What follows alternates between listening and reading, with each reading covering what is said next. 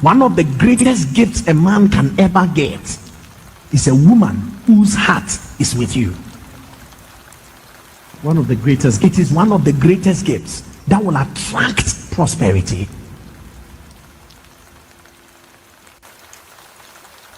Wow.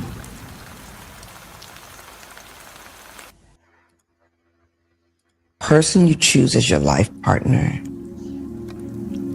will affect your faith, will affect your family, will affect your finances, will affect your fitness, will affect your joy, will affect your outlook, will affect your spirituality, will affect your path.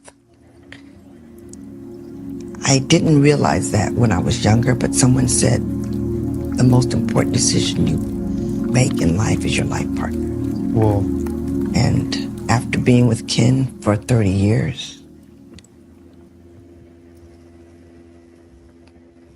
I know what it's like to pick a bad life partner, and I know what it's like to pick a good life partner.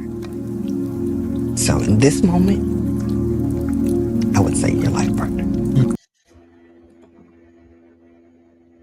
Facts. Facts. Marriage is overwhelmingly unsuccessful.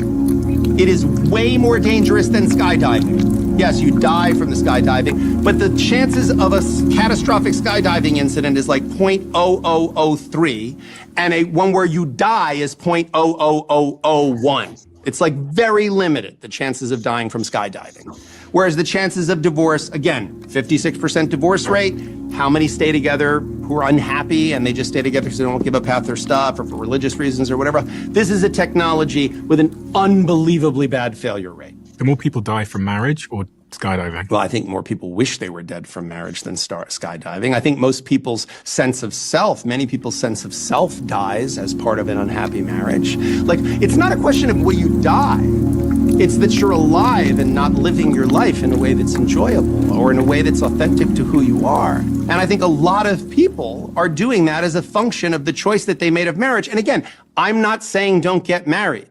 But what I'm saying is, when someone says, I'm getting married, why is it impolite to say, why? Why? You're about to do something incredibly dangerous that fails so much of the time. Why not just say, why? I'm not saying, why would you do that? It's stupid. I'm saying, why? Because most people's answer doesn't make any sense. Well, because, I don't want to be alone.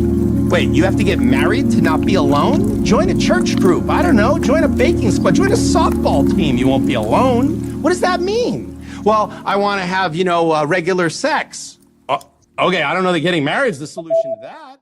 Like, it's not a guarantee of regular sex. Like, that's not, so if the question, first of all, you're not even allowed to ask the question why. If anything, if you don't say, oh my God, that's so great, you have intimacy issues.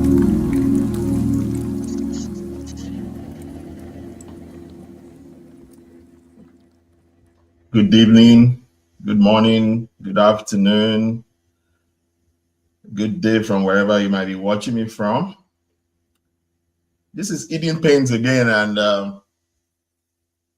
we are here to discuss exactly what was happening over the week. There was a major event. It was a blogger that I would say it was a blogging channel that I saw this video, and it resonated with me. It actually did resonate with me, and I decided that, okay, I need to come on board and also discuss it as well. So thank you for joining me. If you're just joining, this is Eating Pains again. And if you can hear me, please just say hi. You can hear me, let me know. I would like to know if you can hear me. Yeah, so this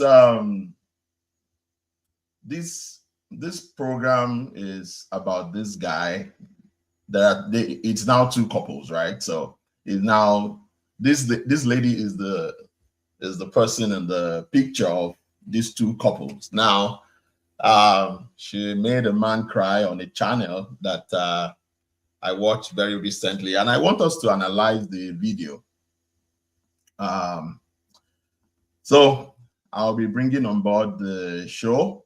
We'll be discussing the lessons that one can learn from, this kind of event. So let's go on, and I don't want to waste too much time. Let's discuss this, and I would really like people to participate. In case you have anything to say, please join me in discussing this video. So this, I give credit to the Honest Bonds podcast. They were the ones that actually, brought this on, and like I said, it resonated with me, and I decided to bring it on board and let's discuss it. And for me, when I see issues like this, I actually do not. The lady hasn't come out to talk. I have not. I've not really heard from the lady except from the lawyer. She's not been out in the public space to say, okay, this is my own side of the story. Because like people say generally, there are three sides to a story. The one on the first side, the other side, and the truth. For me, I'm not going to dwell on so many things, but I just want us to learn lessons from the fact that a brother could come out and he could cry so bitterly. So I want us to learn lessons from it. So please, let's watch the video and unpack the lessons one at a time. Fine young man who was in a long-distance marriage for 11 years. After 11 years in a long-distance marriage, our guest woke up to videos and pictures of his wife on Instagram getting married to another man. In his response, and I quote partly, "My people, thanks for the calls and messages. I really appreciate y'all. As he shock una, now so he shock me too. I have overcome the hard parts. Make we no talk too much because the story long, well. End of quote here. And I ask you, Mr. Robert Bamidele Ekpeyong Ekpo, before the shocking revelation of Saturday, April 11th, 2026, how did you meet?" Okay, so throwback to 2015. I've been a big Calabar boy, so one of the biggest MCs at the time. And I woke up one morning to a message from her.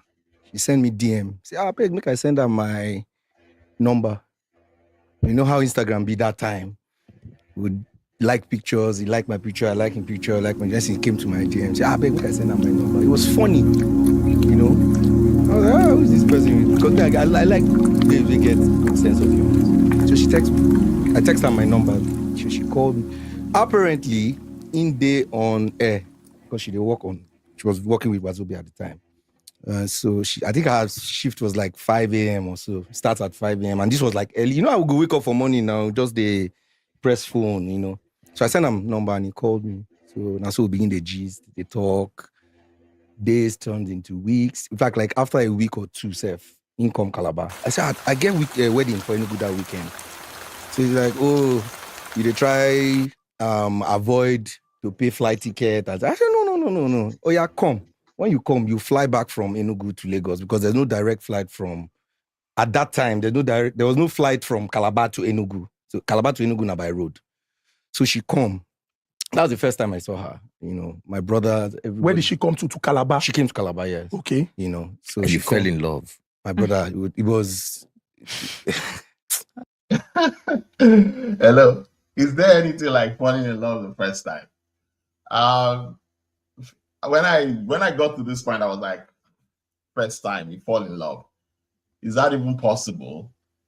If you've been talking to someone for a while, it doesn't mean that you should just, fall in love like that. And he even went further with a major red flag. Listen to him. Too stupid. No. You're a good guy. Okay, so in reach, income, we did my friend had an all-white party, went for the all-white party. In fact, I get pictures. Nobody say, went for the all-white party. The next day we went to Enugu. From Enugu, and go back Lagos. And, you know, that's how the relationship blossomed. They go back and forth, you know. Wait, before we go all this back and forth. Yeah. From the beginning, she texted you. Yes. You sent her your number. Yes. And you were talking for a period of 2 weeks. About before that. she requested to come and see you. Yeah. Not be you extend the invitation. You know how we talk now? When are we going to see? Oh, me, I'm at the work. Oh, I'm going to work. Oh, you know, because I was working at the radio as well in Calabar. What radio? Hit FM. You know, I was working with the state radio at the Paradise FM, but that time I'd moved to Hit FM. And okay, you can say, okay. She say, oh, you know, okay. I said, okay. Oh, yeah. She wants to come to Calabar. Okay, come to Calabar. But I have a wedding this weekend. This was in a period of 2 weeks. Yes. And she basically initiated like most of the I like women that are bold. Up, because me, I always get DMs, I get advances from women. The ones who I know like, I don't go respond. The ones who I like. What made you like her? It was the way she sent the message. The audacity. Oga, Oya now, I beg, send, you know, Oya now, send us your number. It was funny. You know, so I sent the number and she called and we just clicked immediately with the gist. It was great. Which is normal. She came after 2 weeks of talking, she came. Yeah, she came to Calabar, yeah. After 2 weeks. Sleep. Yes. No, that is number one error right there.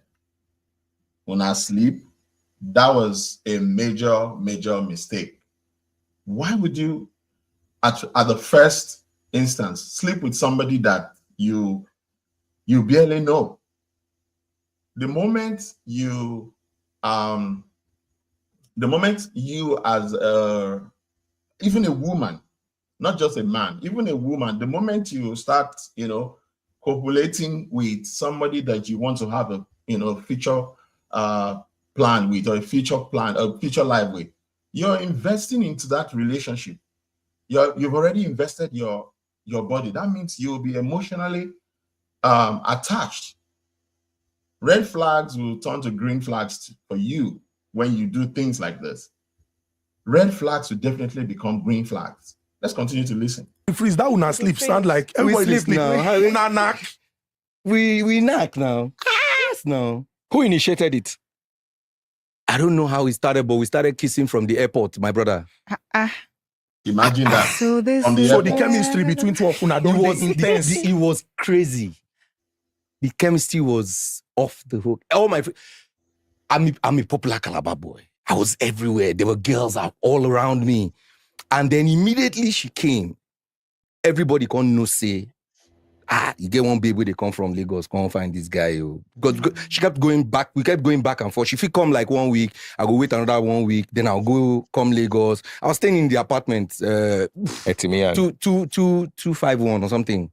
Small cubicle like this. I go day Lagos 2-3 days. We go day for the same room. You know, her friends were in. You know how Cool FM gets this thing for people, and you know it was mad. And between May, this happened in May 2015. Between May and August, I knew I was going to get married. How could you? Between May and August. Between May and August. This had actually happened to me before. Between May, June, July, August, in 4 months. Is that even possible? To know that you will get married to someone in 4 months? That was a major mistake. This my brother did. That was a major mistake. In 4 months, you already knew you were going to be married to a lady you barely know. The distance alone from Calabar to Lagos, it was just an error.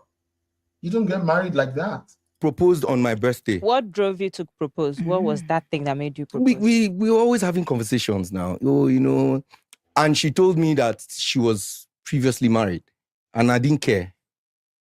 You know, I didn't care. I said, I'm going to tell you something. Oh, it would either tell you, it would either make you run. You know how you are gisting with somebody.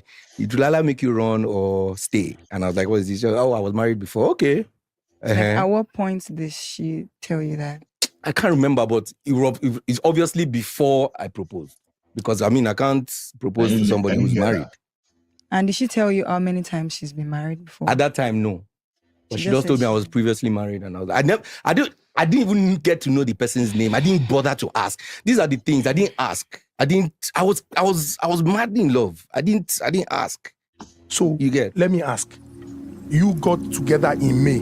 Yeah. And he was madly in love. How can you be madly in love and not ask pertinent questions? Don't be in a relationship with somebody without asking questions. You need to find out about them. You need to get to know them.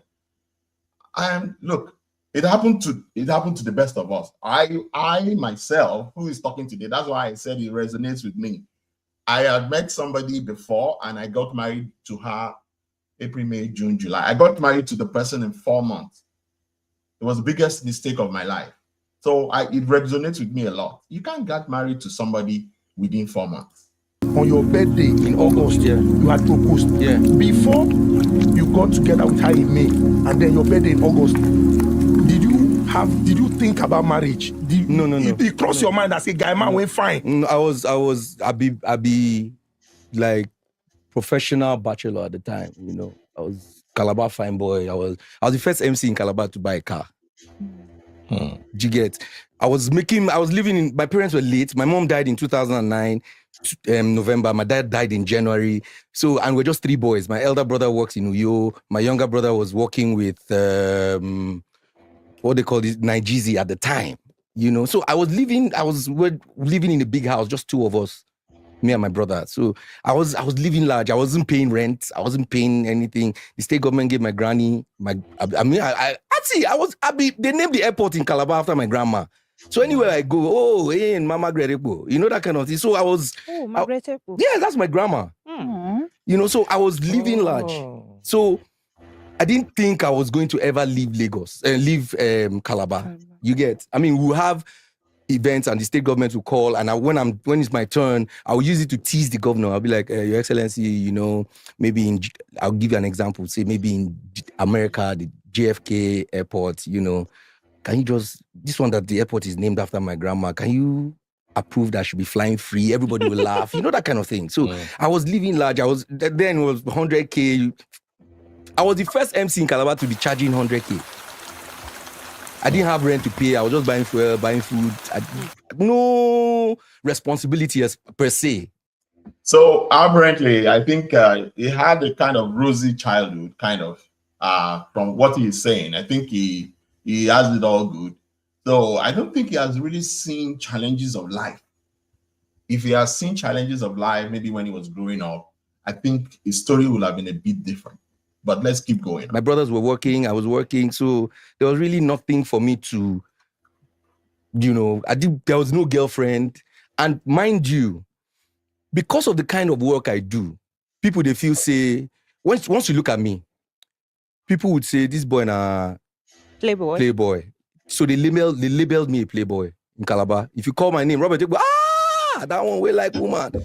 Women always follow me, but the thing is, I never followed through. My friends used to say that I be striker, like I did like striker when if score goal. That's not striker now. No, it's okay now. Sorry, because I cross and not they score. But let's continue. You know, they say I did like striker when if score goal. So you know those kind of people that girls are always around them, but they don't really do anything with. Girls come to my house, sleep overnight. I don't do anything. You don't do anything. I don't do anything. When I say I don't do anything, I say I don't do anything. And you people will sleep. But what made Mayowa different? And that's what I say. You see, it's just like when you see your wife, you will know that this person. They say that the man knows the woman that he wants to get married to. That's a lie. I think you don't see someone and just conclude that the person is your wife. I'm not an authority in terms of marriage, but yes, I've been there. Like I said, I've been there before. But the truth is, you don't judge by physical looks. You need to get to know the person. You need to know the person, like my therapist will say. You need to know the person in good times, the bad times, the 4 seasons, winter, summer, autumn, and spring. You need to know them in all of those 4 seasons, because there will be the good times, the bad times. How do they handle challenges? How are they doing when they are happy? You need to know all of this. So it's a bit of a. But that intuition, would you say, in error, hindsight, she was really your wife? At the time, yes. Even last year, as I speak to you, even at last year, when she came to Nigeria, that I sent money for her to buy a ticket and she came to Nigeria. So No, wait, we go back to this last year. Make we go back to the years before last year. Now, you proposed in August of 2015. Yeah. Just tell us the circumstances surrounding the proposal. Remember, I say you they live for Calabar. Yeah. Very big in Calabar, doing well, working. Yeah. She lived in Lagos at the time, working also. Yeah. So She was how big did in Lagos as how well. did you people the conversation around that? So like I said, I didn't think about it too much. So I proposed in August. So at the time, Film House had a cinema in Calabar. They opened the cinema, and that time was the only cinema in Calabar. So they opened the cinema, and that was when Fantastic Four was premiering. So they had like a celebrity watch, whatever. You know, my name was on so I had to bring people to come and watch it, you know. So while we were at the cinema watching the movie, a friend of mine, I had arranged with a friend of mine to go and put, petals and all that on the bed because it was my birthday, you know. So after that, the plan was to go around different hotels because I didn't want us to stay in the plan was, the idea was I didn't want us to stay in the house. So, okay, we don't waka go. So after the whole thing ended quite late, we now started driving, went to the first hotel. Oh, I don't like this room. Of course, I had already made plans in a hotel. I don't like this room. Let's check this other one. I had a photographer friend that was already waiting for me at the hotel. Went to this other hotel. Oh, I don't like this one. Went to the last hotel. And they're like, okay, do you have let me see the room. So I'd already planned with them. So when they opened the room, immediately they opened it, they saw will you marry me on the... And then my friend took a picture, all the things, and all that. Yeah, so... moment. Yeah, so we got engaged. And from there, we now went to the club. The club, at that time, Calabar had just one club as well. There's a place I'm going to, actually. And that was, we started... For this program. I started coming more to Lagos. She would drive all the way from the island to pick me up at the airport. Every time I came to Lagos, she used to pick me up at the airport. See, I had never felt like that towards a woman before. Let me not lie. I never felt like that before. Hypnotized. So I didn't think it twice. Hypnotized. So we got married in November after proposing in August. 22nd of November, 29th, I can't remember. And I think 29th. Either 22nd or 29th. In fact, the reason why we chose that day was because that was the only free day I had in the month of November. As an MC, of course, booked how it and is. busy. Yes, so that was the only free day. So that's how I booked we fixed my wedding date on that day. Wow. So This is deep. now you're married to somebody who lives in Lagos. Yes. You are busy, very big in Calabar. Yeah. How did you manage that situation? Big question here, because when you're married and you're still living apart, that's a major issue, because most times when couples live apart, you will have a bit of friction. Trust issues will come on, conflicts, financial issue will come on, because now it's double expense. You're having a house, you're paying rent over there. She's also having a house, she's paying over there, cooking and all that. So, conjugal needs will be, very important as well. But if you don't have it, it could cause friction. So, these are things that are built up. But let's listen to her. There's a specific place I'm going to where I would kick off my program. We're not going to finish the video. I didn't want to move to Lagos because at the time I was doing well. In Lagos, I'm paying almost how much? 7 million, 5 million for rent. That can get you a duplex in Calabar. You'll be a big boy. I'm telling you. So I didn't want to come to Lagos, not because I couldn't afford it, but I could afford it in Calabar.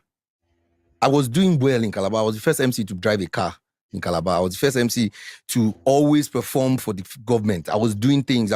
That's how I got to know most of the celebrities in Lagos, because they will come to Calabar and we are all in the green room. So when I moved to Lagos, this Calabar boy, what did they do here? I'm in Lagos now. Really? So that's how I got to know most of them, you know. And then after a while, she now said, "Oh, you know what? What do you think of us relocating? Why? Let's relocate now." This was after I moved to Lagos. In fact, comedians in Calabar were using me as material. Say when man marry, now woman they come in house. This one marry, now woman carry and go in house. They were using me as material. Yeah, you're a material, because that was another major red flag or a major issue with the marriage. A man is supposed to be a man. A woman is supposed to come to you. So apparently, Mayowa was the domineering factor in this marriage. Mayowa was the domineering factor in the marriage. So that's enough lessons to learn. I'm sure so many men have made the mistake. I also made the mistake because I changed my last name for a woman. So it is not, that's why I said the video resonates with me. I had to change my last name because of a woman. You get? And I moved to Lagos, you know, and it was hard. It was hard because I wasn't getting gigs. I can stay months without gigs. You get? I didn't know that. But me, I be Calabar boy. I can cook. There was a time we were always fighting because she was always buying food. She would buy food from all these. So it was when I. Do you know that these are things that he should have known while they were dating or while they were courting? Did you know all of this? That she cannot cook, that she doesn't like to cook, or she likes to eat out? Do you know all of this before you decided that you want to be with her? You didn't check all of this. Now you're complaining, brother. These were red flags, I'm sure. So the issue is that because they went to bed too early, they must have been bounded emotionally such that when you are seeing the red flag, you will not want to leave. Now, waiting do this, brother, be that. Came to Lagos. Let me know, So like she can't cook. I don't know, Baba. She no cook for you once or twice. But the thing is, it was when I came to Lagos that I found out that they have what did we cook? Mama put. No, not Mama put. In pots now, in bowls. Yes, it's when I came to Lagos that I found. I go to the market. I cook. I can cook. There was a time that we had issues in our marriage and we had to see a counselor or something. Not a therapist, a counselor. And when I told the counselor that this woman doesn't cook, you know, she would beg, she would shout, she would. In the midst of the counsel. This is my brother. Just in marriage, it was in the marriage that he started dating the wife. He started dating the wife in marriage. Counseling. She busted out crying. You know, making me look like as if I was the bad person. Baba, they go market, they cook. See, let me tell you something. My wife she has stayed 7 years in the US. I never collect $1 from her. I never took $1 from her. When she was leaving, I have an uncle. He has a big company in oil. My husband is in Nigeria. I am in America. Dollar to naira. Which one is stronger? And I cannot help my husband in Nigeria with $1. It's disgusting. Trust me. It's very disgusting. And gas. I told him that my wife is traveling. She's relocating. He said, are you sure? I said, it's for our own good. You go. I had to, in all of this, I had to lie. Both of us, we didn't tell our families that the plan was for her to go with B1B to do arranged marriage, which I agreed to. And I was, in fact, when they found out my family and her family, they found out last year that it was arranged marriage, called me, said, are you aware that your wife did arranged marriage? I said, so this is where this is the major, if you look at the headline, the headline for my video is Nigerian man exposes wife's US green card scam. Over 1.3 million views on this video. So playing the entire thing does not make any sense anymore. But this is the spot for my for this moment, the reason why I came out today. Now, let me show us something that obviously this lady is in soup. Let me show you something. The third thing, in increasing social media and financial vetting and community interviews. Although before this is a lawyer, policy was lawyer. announced, we have already been saying it on this program that if you are not a US citizen, you need to be careful with your social media posts.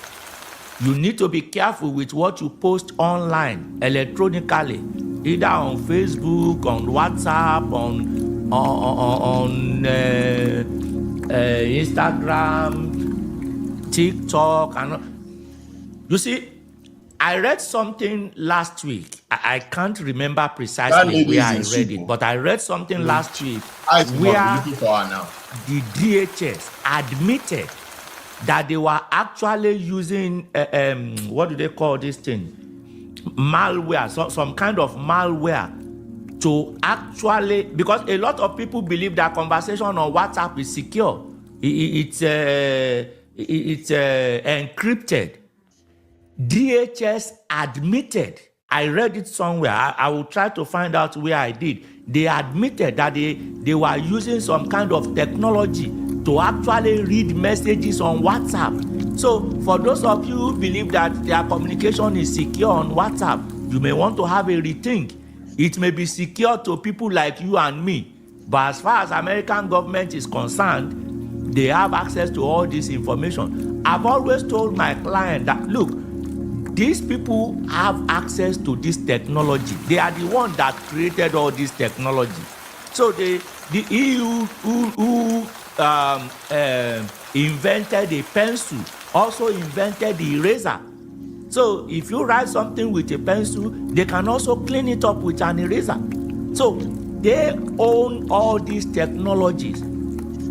I will try to find out where I read that. I read it last week that they admitted, maybe it is one of the congressional inquiries. DHS admitted that they have this malware that they use to intercept and read encrypted messages on WhatsApp. So if you are if you are like me before now, who used to believe that our communications on WhatsApp are secure, yes, it may be secure as between two people. It may be secured as between you and your friends. It may be secured as between you and other people. But as far as the US government is concerned, it is not secured. Yeah. They admitted, the Department of Homeland Security admitted. Oh, did you see it there? Yeah, spyware. Yeah. So they admitted. In fact, somebody just told me here now that did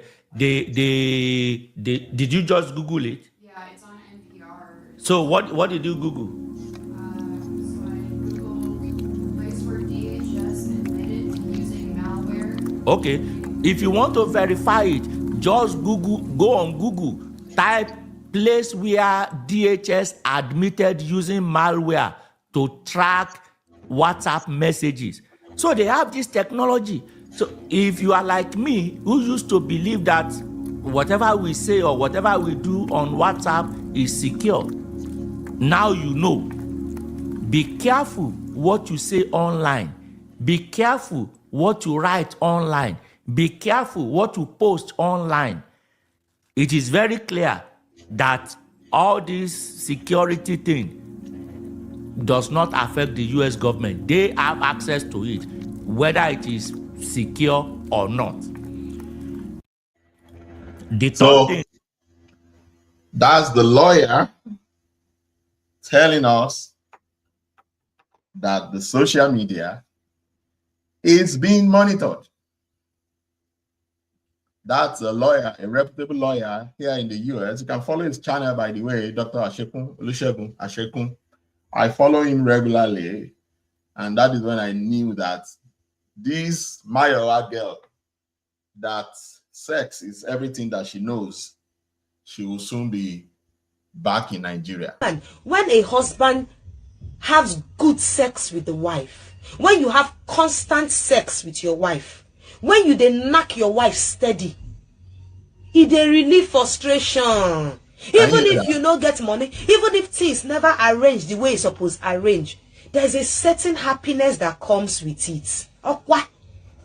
I don't know wetin they do this men. My wife, she too dey nag, she too dey complain, she too dey this. Sometimes when we women are sex starved, we dey accumulate am, e dey turn like nagging. We go dey accumulate am. Nothing wey you go do wey go good for our eye. But woman wey dem dey knack am well, my brother, e dey release frustration. He dey release frustration. So husbands, please, in the name of Jehovah Nisi El Shaddai, any God that you serve, knock your wife. And not just any knocking. See, for The truth is this. when you dey knock your This lady, even like she likes sex. So it's telling all the men that they should knock their wives. And there's nothing bad in it. It's nothing bad if you can, have a good time with your wife, husband as well. There's nothing really bad about it. But Maiwa, I can guarantee that you're on your way back to Nigeria because your husband vividly said that it was a fraudulent marriage. Let's listen to him again. He said it was a fraudulent marriage. Yes, and the man told me you're a fool. Was she the one that talked you into the arranged marriage? Yes, because he would get her green card. Can you hear that? Because if we do arranged marriage, it will get our green card. They want green card. You are married in Nigeria. You are now in America without being divorced. You came to America to get a green card. You did arranged marriage to get green card. I'm gonna begin pack your bag. You didn't go house. Because, like I just played now, the whole of the, I'm sure Homeland Security already knows this, that your case is a fraud. Is a fraudulent case. Your husband just told the whole world, and over 1 million people have viewed it. I'm sure the USCIS people must have watched it as well, and they must have unearthed your file because your file, as I speak, must be currently on review. So she suggested. Yes. And then she got the arranged marriage. In fact, the day that she was going to do the marriage, she called and was crying, oh, this should have been you. I was like, don't worry, just for a period of time, you know. And then she told me to delete all my pictures, all our pictures. If you know us, if you know Robbie and Maiwa back then, when Instagram was 15 seconds, you know that we used to do a lot of content. That means it was intentional. She specifically told him to delete everything that had to do with them, so that immigration, law enforcement, if they are checking her background, there will be nothing that shows that she is married in Nigeria. So your green card or your US, if you have gotten the citizenship, is a fraud. Auntie Maiwa, begin to pack your bag, you are going home. Your green card, your whatever that you have, or US, is a green card. It's your husband that is confirming it here, right here. Now, let me tell you the backstory behind all those content. Before we shoot one content, we don't fight tire. Because me, I was just, okay, you would do like this, you would do like this. And then the way she would talk to me to do like this and do like this, it was kind of like demeaning sometimes. So by the time because she was, me, I don't, up till now, I don't know how to edit on my phone. So Instagram videos, you have to translate or transfer your message. Okay. You have to transfer your message in 15 seconds. So whatever content we're putting out, we'll do it, she will edit it, and then we post. And people like, oh, I love this couple, this and that. There was a time my church did a competition for couples, and they wanted couples to go to Dubai. They posted couples pictures on their Instagram page, and then the couple with the highest likes would, it was us. They paid that in 2016 or 20, they gave us $1,000 to go to Dubai. Everything, all expense paid. We got to Dubai. It was as if she was in. My wife is very Domineering. Yes, very domineering. This lady anchor is the star of that day. She was asking deep, pertinent question, and I give it to her. In fact, I was telling someone that if I know her personally, I will personally find a very good husband for her if she's not married, because the lady was very sensible in her asking of questions. If Mario said, the only 2 times that I put my foot down and I said, this will not happen, was when she said, I came to Lagos, I no get car. She said she wanted to sell the car. I said, the only 2 times. That means that Mayowa was the one that was controlling the marriage. Mayowa was the husband in the marriage. The only 2 times. So my brother no gets sick. Sell the car.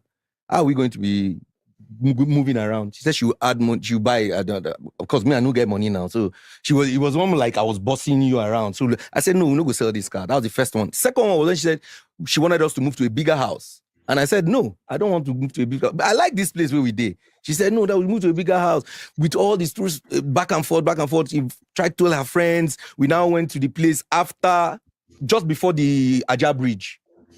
There's one place like that when the big compound, 4-bedroom.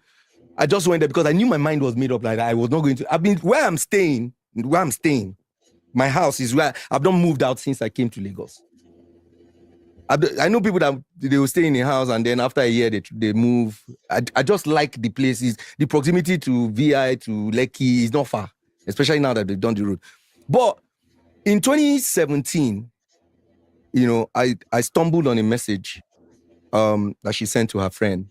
And I knew that if I screenshotted it and sent to myself, she would see it. So I used my second phone to... Sorry, let me just read the message to you guys. I don't really want to bore us with the video because, of course, over 1.something million people have viewed it. I would like to show some things that shows that this guy is actually in a messed up relationship. Just after the video came out, I saw that the lady was just dancing, all over the place. Laughing. Taking care of the man and letting the world know that, yeah,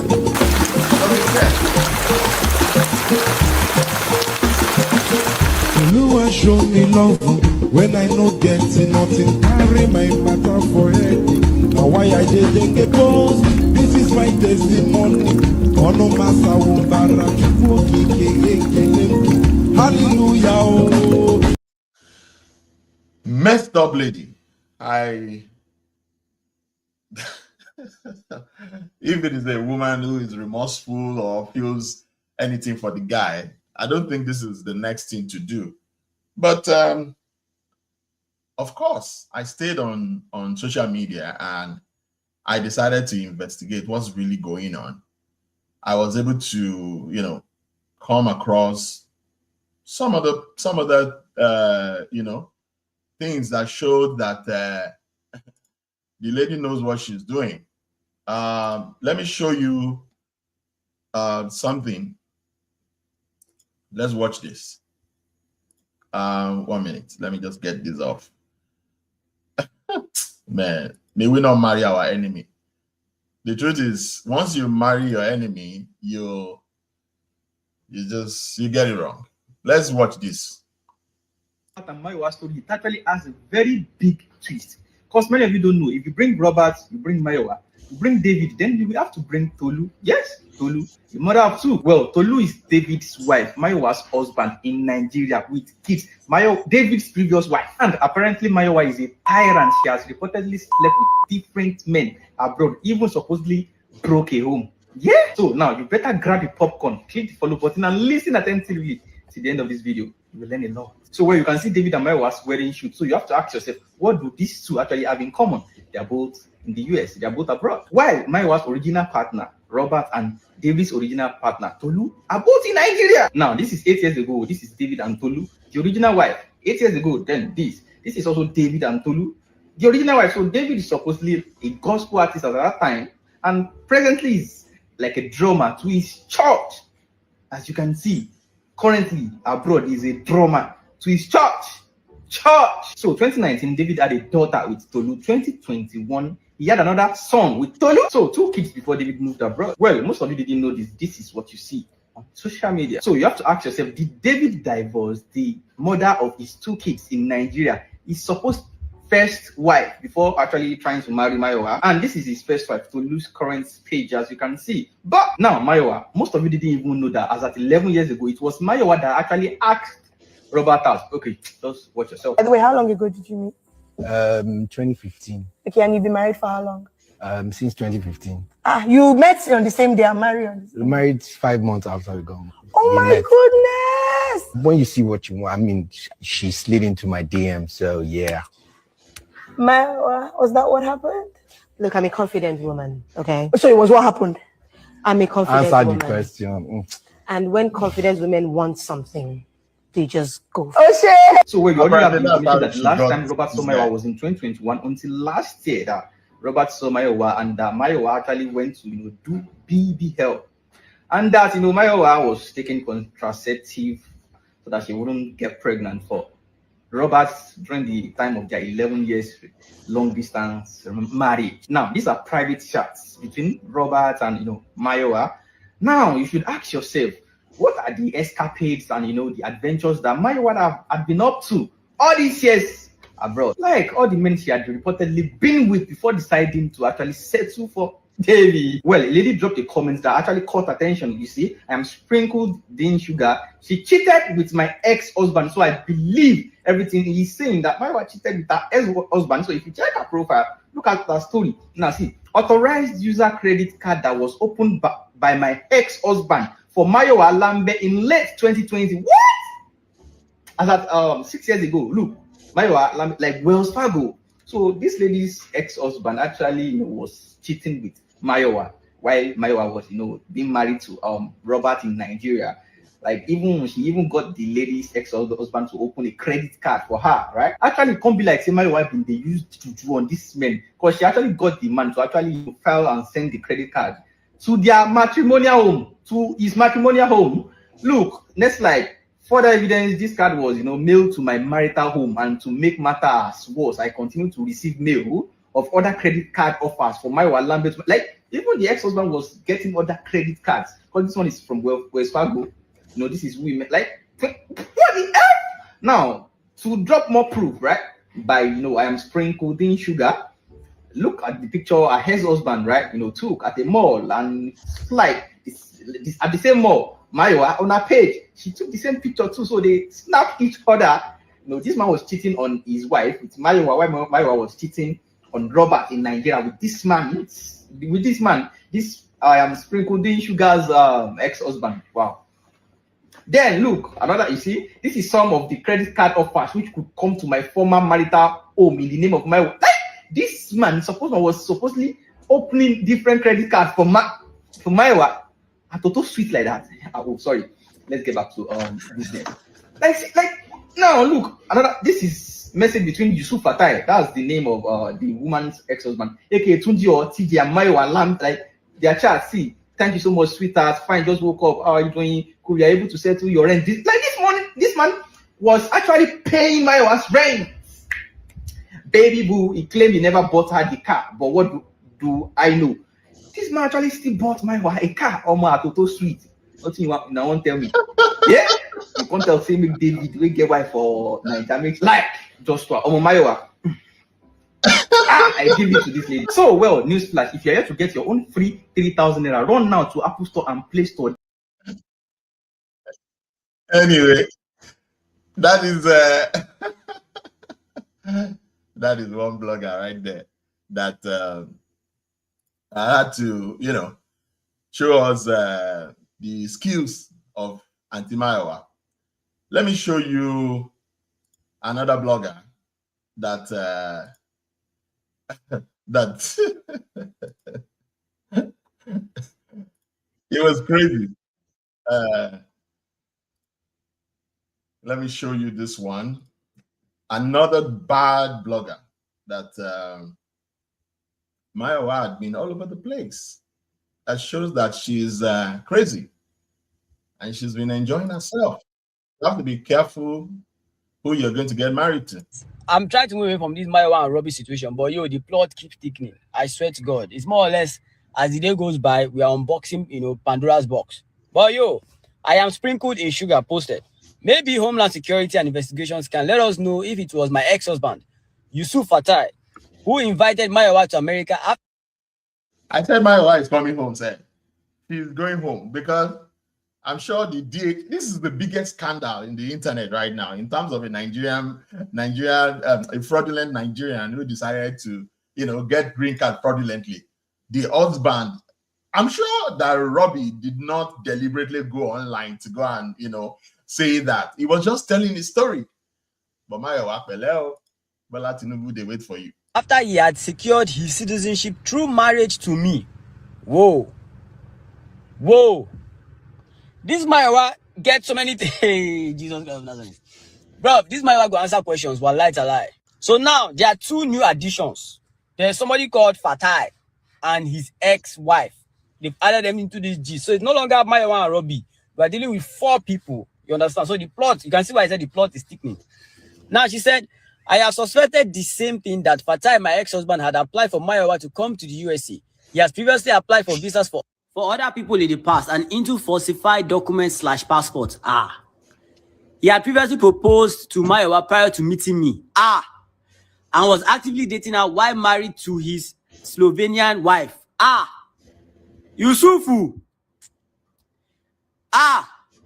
So in part, your point is not wrong. However, I do not, for any reason, want anything to do with Tunji. Okay, sorry, it's Tunji. At all in this life or the next. For someone so foul and wrong, he deserves all karma coming his way. Edit. I later found out much of the mail he would divert to his car dealership address. He fucked up by not considering the mail might come to the house because Mayowa would have been associated with my marital home address. Whoa. This Mayowa no be say.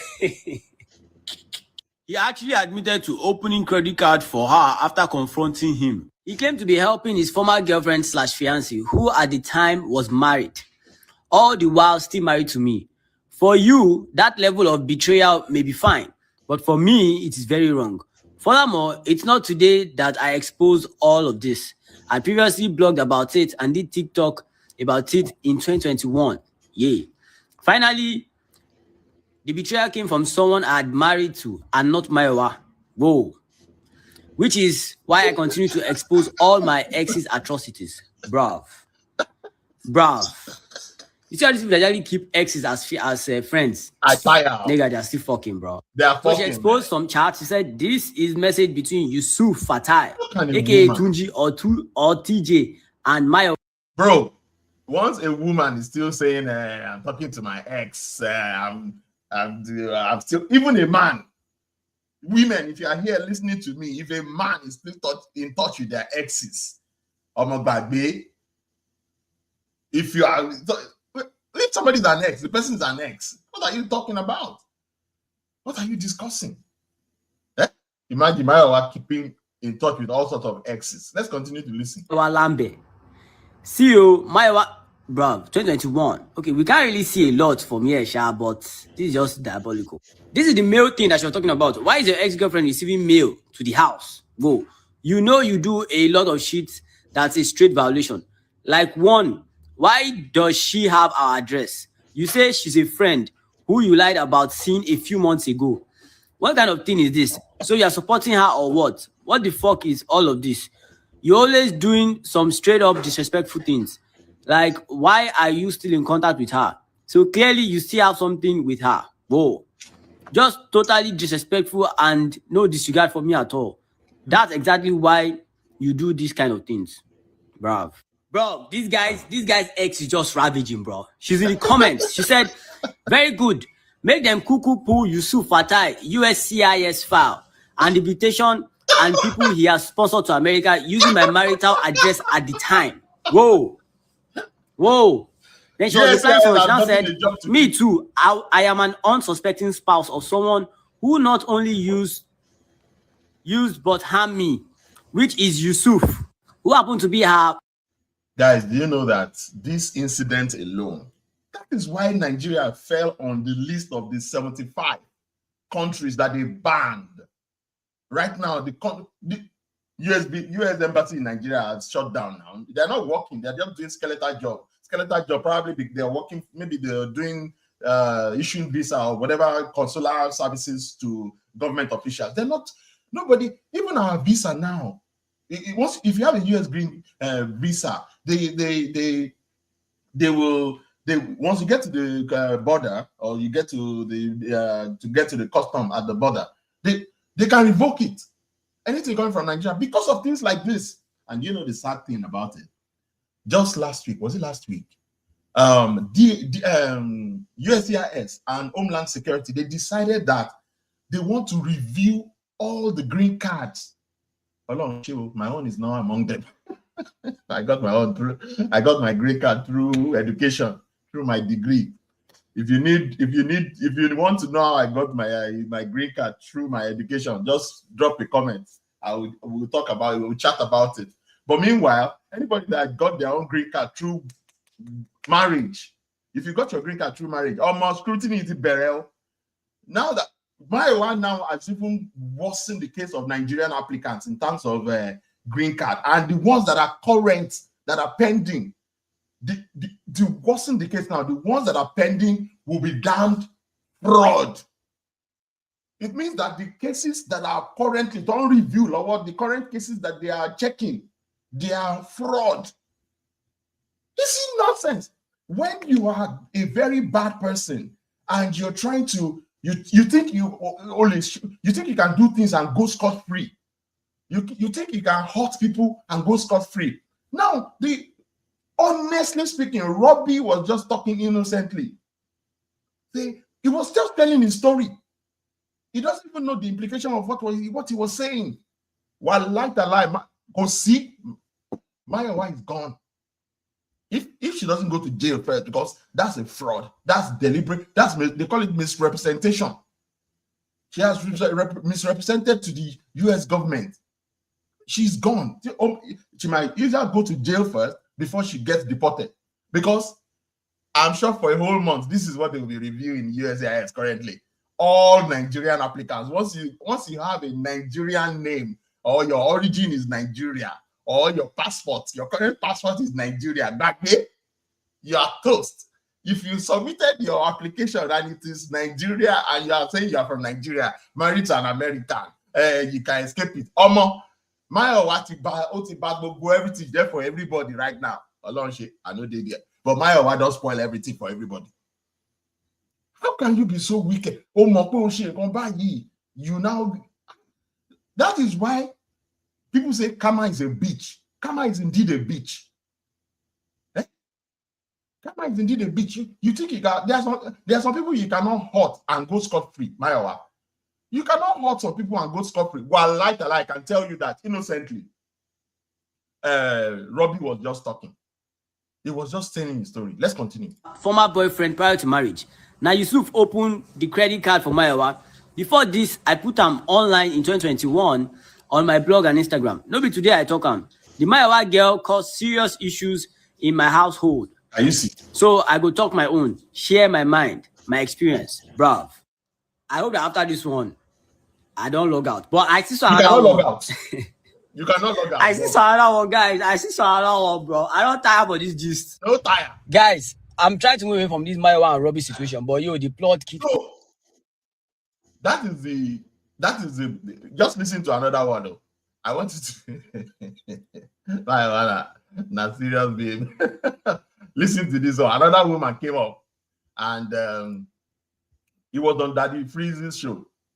The woman came up and started telling us choosing partners the way most. No, not this one. Let me get it. Yeah, this one. Let's listen to the woman. Your path cross with the paths of Robbie and Mayowa. Okay. So around 2014, late 2014, I met my now, depending on, who you ask, husband, and around 2015, between the ending of 2014 and 2015, we met in Nigeria, and we then got engaged. This is after I another discovered woman. that I was pregnant. He explained to me that, Mayowa is my ex-girlfriend. After I had seen some messages between he and her, and he also explained that he was formally engaged to her. And I was wondering why, it didn't materialize, and he explained to me that, that she didn't have, that she had bad character. And I say that in quotations because originally I just, if a guy is telling me something about another woman, I kind of take it as a surface value because Would you mute where you are? Okay. Continue, Tolu. Yeah. So it's something that I just took at the surface value, at the surface level. And, throughout that, I learned some more things about him that even while he was dating Mayowa then, he had been married to another woman, a white woman in Slovenia. Oh, wow. And then I now find out that he had finalized his divorce in late 2014 from her. By then, I'm already pregnant for this person. We already planned the traditional wedding and the white wedding and all. And I felt kind of stuck and also betrayed that you didn't tell me all these details until it was too late for me. And I would later find out that around the same time that this Mayowa and Robbie now came to know each other and eventually engaged, around the same time that I did my traditional wedding, which was in September of 2015. Yeah, so, throughout that time, things were very rocky, tumultuous between myself and my ex, Yusuf. Is this Mayowa? And, you're being abusive to me. And, there's a thing about when a partner is being abusive, at first, you might not Just say realize AB what is because of the community guidelines. We don't even know why they've stolen my audio. Okay. So don't say the word ABUSC fool. You can say AB. DVAB. That's domestic VAB, yeah. Yes. So, at that time, it was very rocky and tumultuous, and he had made several trips back and forth from Atlanta. Because What was your ex-husband's job? His job, he claimed to me that he was a geologist, originally, but, upon meeting him, he had all this explanation of how he was doing importing and exporting of cars in the Central Europe. And then he also claimed that, he was a geologist. But in my whole duration of knowing him, I've never known him to take any sort of a job that, was centralized around being a geologist. So, later on, once he relocated from Central Europe to Atlanta, Georgia, he had been working as a used car dealer. And he continued to import and export cars from Atlanta, and abroad, and so on and so forth. Okay, continue your story. So how did you meet and how did you get to where you got to? Yeah, so throughout the duration of the marriage, he would take multiple trips back and forth to Nigeria. He would also travel stateside, go to Canada. And many of these trips, I wouldn't go with him on these trips, After he relocated, I've probably traveled with him to Florida, to South Carolina, and that was it. We didn't do much traveling together after he relocated here. He would do most of the traveling alone by himself. And, I'd later find out that when he was going to Nigeria, prior to my understanding, 2019, when Mayowa had now relocated to, I guess at the time it was New York. I believe she relocated to New York first. And I now learned that he wasn't exactly truthful about the reasons for him traveling.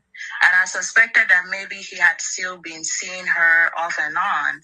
But the thing about it wasn't only her, it was so many other women that he had been seeing. So when it now came back up, that, his involvement with Mayowa, that I have, some concrete proof that he's still involved with her, that would have been in late 2019. And the reason that I knew is because I had gone to my mailbox and I found out that there was a piece of mail that came in the name of Mayowa. And it happened to be a credit card number. Yes. Yep. Can you hear that? There's a piece of mail that's coming in the name of Mayowa. Mayowa has been terrorizing the entire community of dating for a long time, taking other people's husband when she left her husband in Nigeria. And I recall confronting him about it. I sent him a message about it on WhatsApp, and he then, responded in a way to just like blow it off as, oh, she's just a friend. She's just a friend, and when I would suspect that, hey, this is not sounding right, he would say, oh, I'm being delusional, or, oh, I need to find something to do or something like that. But for someone to, you're a married person, for someone to take such steps and, for another woman who at the time I knew is married, that seems very somehow. It seems very disrespectful. It seems very, it seems like a betrayal to me. So, I'd later find out that there was transactions between she and him after that time. And that was much after the divorce had been filed, which came in May of 2021. Yeah. And it was so bad to the extent that, my divorce was so highly contentious that my attorneys even wanted to subpoena her. And what I knew is that she had been living in Fresno, California.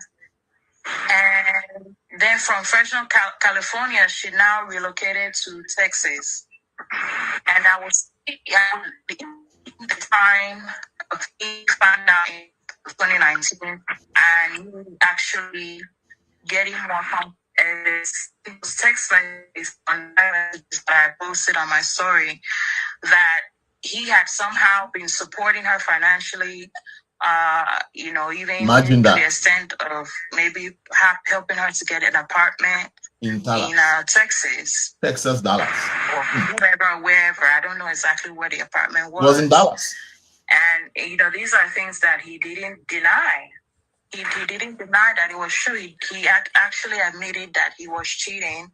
He actually admitted, and this is during the my divorce process, he admitted that he was actually doing these things. Man, so that I shouldn't bore us. That is Auntie Mayowa's story. Now the guy here in black is the latest husband, and this was it was the marriage to Robbie. That's Robbie and Mayowa on the right, and this is I don't know his name. The new man that he married. I don't know. Maybe she's the one that granted him papers to stay on, to be able to have a green card in America. But the moment the program came up, when Robbie told the story, Mayowa just went to get a lawyer, and they decided to I can't read the letter, but they said malicious defamation, false public narrative, and deliberate reputational damage against Ms. Mayowa Lambert. Final notice of cease and desist. a legal firm wrote to Robert Ekpo the very next day. But the truth is that we know that this letter was just to, because the damage is already done, they think they can salvage the damage. So they quickly brought out a letter to say, you know, they've been divorced before, he's just saying trash and all that. But my sister, sorry to say, Heights knows the best thing to do. They'll be coming for you. So, in fact, lawyers now have started coming up for Robbie Ekpo himself.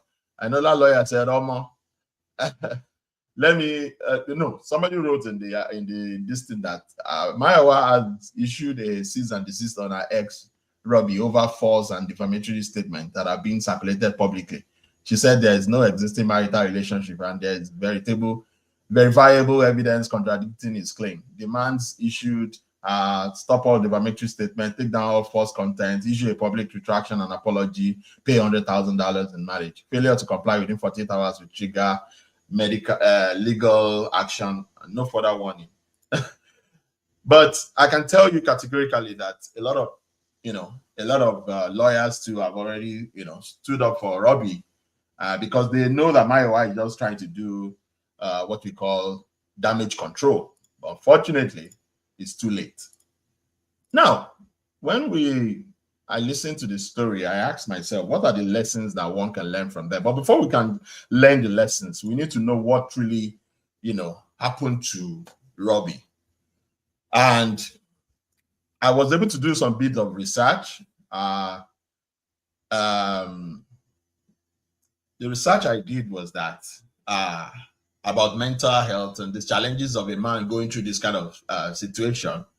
He has some kind of symptoms to show that the guy is actually challenged in one way or the other.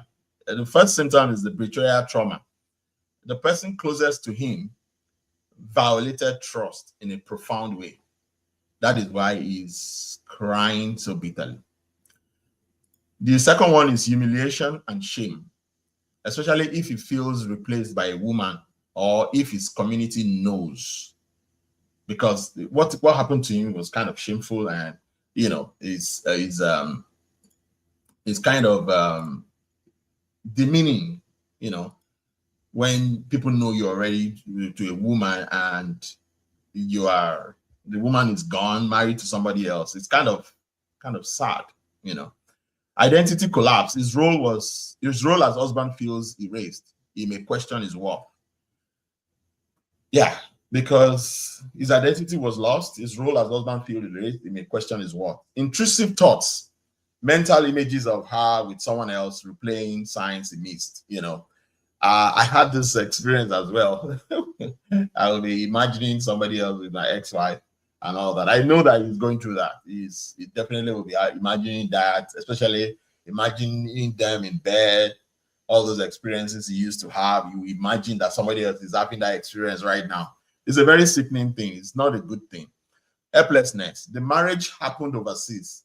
Legal or cultural barriers may block closure.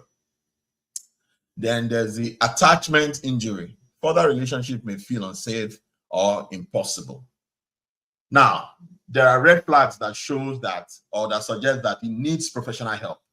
So, Robbie, in case you see my video, these are red flags that shows that you need professional help. You're unable to stop contacting her despite repeated rejection.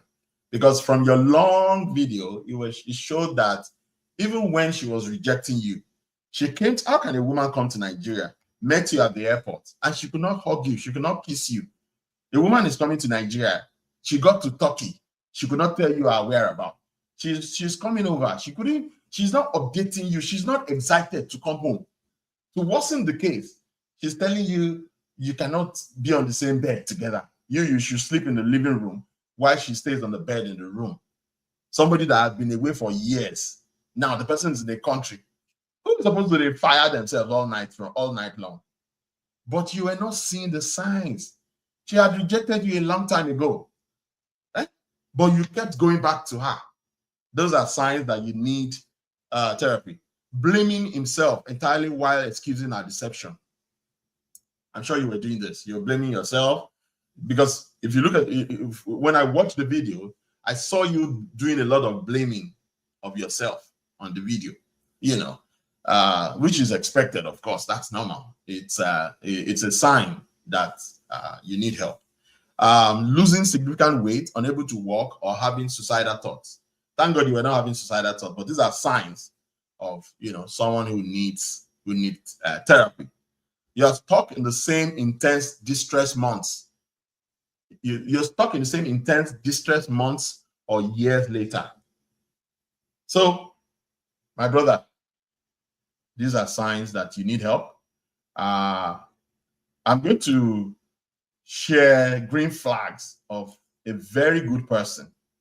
If you have green flags, because these flags were not obvious in your relationship. People who truly loves you, who have this green card that you're supposed to have watched out for, they will celebrate your wins. They will remember small things about you. They will respect your boundaries. You feel energized after seeing them. My wife didn't feel energized when you were waiting at the airport, even when you took 2 cars and all those things you took there to go and wait for him. He was not energized. She was not energized. So that's a red flag. So people who truly care, love you, they will show you green cards like this. They'll feel energized after seeing them. They listen without being defensive. You said it, that she was always very, she's a very tough person. They allow you to be fully yourself. They make you feel safe. You don't have to watch what you say. They support your goals. The last one here resonated with me when she said you must go to school. You must get education. You must do this. You must do that. It is not everybody that must go to school now. It's not everybody that must go to school. The job you're doing right now, MC, Compare, what do they call it? Is a fantastic job. Look at the job you went to do outside of Nigeria with Dakolo. You got $2,000 just for 1 hour or 2. How many people get that here in America? You can't. Do you understand? And I'm sure you're very good at it. That's why you were able to get $2,000. Do you know what that means? So, my brother, these were the green flags that you were supposed to have seen. But the mistake you made was that on an act, but Daddy Flip said when I sleep, instead of saying on an act, my friend, what's his name? He said, let's say it as it is. On an act, and on an act, first time. It's not a bad thing, but that beclouded your judgment, and I'm sorry to say. But, well, as I continue, let's watch a particular video that, talks about your situation. They are not going to leave you. Well, at least that's what you think. That is the thing that makes this so difficult to see clearly. They show up. They respond to your messages. They tell you they care about you. They do enough, just enough, to keep you present and invested and hopeful. And while you are building something in your head and your heart, they are quietly keeping their options open, waiting, not for you to become more, waiting for someone else to become available. You are not their person. You are their patience. And the difference between those two things is everything. By the end of this video, you are going to know exactly which signs to look for, why this pattern exists, what the research says about the person who does this, and what you actually do when you recognize yourself in it. This is not a comfortable video. Let's go. Before the 5 signs, let us name what we are actually talking about. Because the word placeholder gets used loosely and it deserves a precise definition. A placeholder relationship is one in which one partner is genuinely invested while the other is not. But the less committed partner stays anyway. Not because they have chosen you, because they have not yet found something they want more. You are good enough for now. You are not the destination. You are the waiting room. Relationship researchers have a clinical name for this. They call it an asymmetrically committed relationship, an ACR. A relationship in which one partner is substantially more committed than the other. Decades of research confirms that these relationships are not neutral. They are actively damaging. Sociologist Peter Blau put it plainly 60 years ago. When one partner is considerably more invested than the other, that greater commitment either invites exploitation or provokes feelings of entrapment. Both of those outcomes obliterate love. You cannot love someone into choosing you. You can only stay long enough to finally see that they already made their choice. Sign 1. Your future exists in their conversation, but not in their plans. They talk about the future, vacations you will take, things you will do together, the life that is almost within reach. The language is warm and forward-looking, and it makes you feel like this is heading somewhere real. But nothing gets booked. Nothing gets scheduled. The future exists entirely in conversation and never in calendar. Research on commitment processes has consistently found that future plans, not past investments, not current satisfaction, but actual concrete future planning, are among the most powerful predictors of real commitment. A person who is genuinely building a future with you will make plans that have timelines, not always grand ones, but specific ones. This week, next month, real dates attached to real intentions. When someone talks vaguely about the future without taking any concrete steps toward it, the future talk is not a promise. It is a management tool. It is designed to maintain your hope without requiring their commitment. Pay attention to whether the future has dates attached to it. If it does not actually exist. Sign 2. You have not been integrated into their real life. You exist in one compartment of their life, possibly a very warm and enjoyable compartment, but a compartment nonetheless. You have met their friends, maybe, casually, once or twice. You have not met their family, or you have met their family, but in a way that was deliberately low stakes, low definition, easy to walk back. You do not appear on their social media, or you appear, but never in a way that explicitly names what you are to them. The relationship exists, but it exists in private, in defined spaces, with defined access. Here is why this matters beyond the obvious sting of it. Research on asymmetrically committed relationships found that people who perceive themselves as having more potential alternative partners were significantly more likely to be the less committed partner. In plain language, the person who is keeping you compartmentalized is keeping themselves available. The walls around your relationship are not privacy. They are access management. A person who has genuinely chosen you wants the people they love to know about you, not as a performance, but because you have become part of their life, and their life includes other people. When you are consistently kept separate from the rest of their world, you are being managed, not loved. Sign 3. The effort is calibrated to keep you just satisfied enough to stay. This is the most sophisticated and the most difficult sign to name, because the effort is real. They do show up. They do say the right things. They do make you feel chosen, sometimes in doses. But if you pay attention over time, and I mean real attention, not the attention filtered through the feelings you have for them, there is a pattern. The effort spikes when you pull back. It softens when you recommit. It is not consistent. It is responsive. Responsive specifically to the risk of losing you. This is not love, this is regulation. The research on this is uncomfortable. Studies on commitment processes have found that less committed partners are aware of their partner's higher commitment and strategically manage their behavior to maintain a desired level of closeness without increasing their own investment. They are not confused about what they are doing. They are calibrating, keeping you warm enough to stay without making the kind of investment that would actually cost them something if they left. If you notice that your partner's effort has a direct relationship with your availability, that they pursue you when you are distant and relax when you are close, you are watching calibration, not love. Sign 4. The relationship has no agreed definition, and any attempt to create one produces conflict or deflection. You have had the conversation, or tried to have it. You have raised the question of what this is, where it is going, what you are to each other. And something happened in that conversation that left you feeling like the problem. Either they told you that you were moving too fast, or that labels do not matter. What matters is what you have.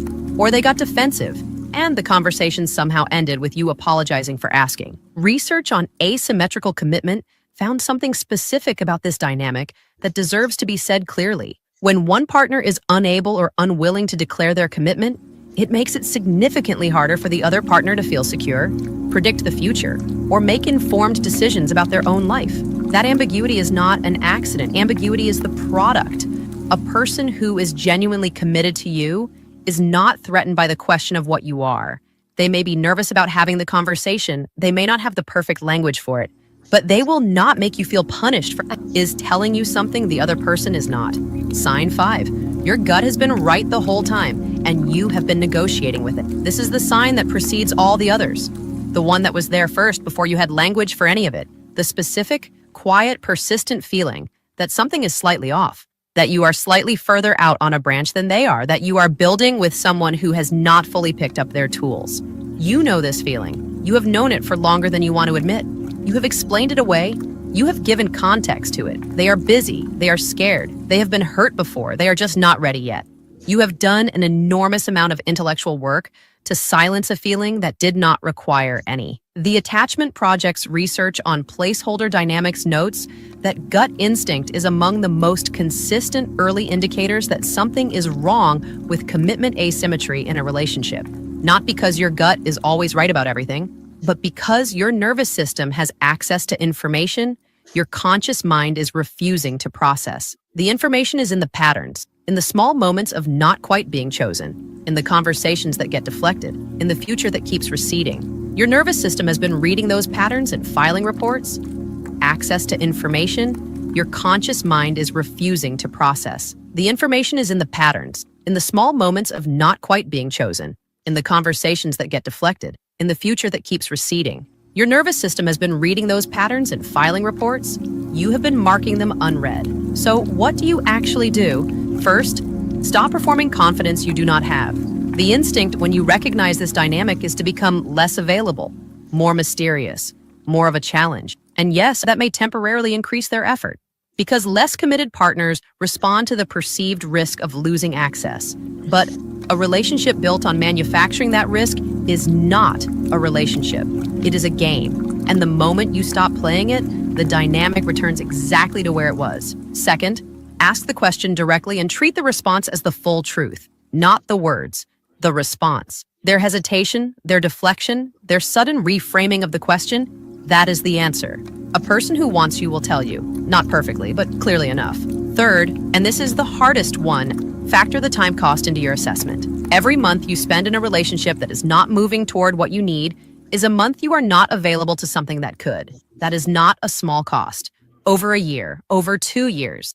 It is an enormous cost, paid in patience and hope, and the parts of yourself you slowly dim to stay compatible with someone who was never fully in. You are not a placeholder for anyone. You are someone's destination, and you will not find that destination by staying where you are already being treated like a layover. And tell me in the comments, have you ever realized you were someone's placeholder? What was the moment you finally saw it clearly?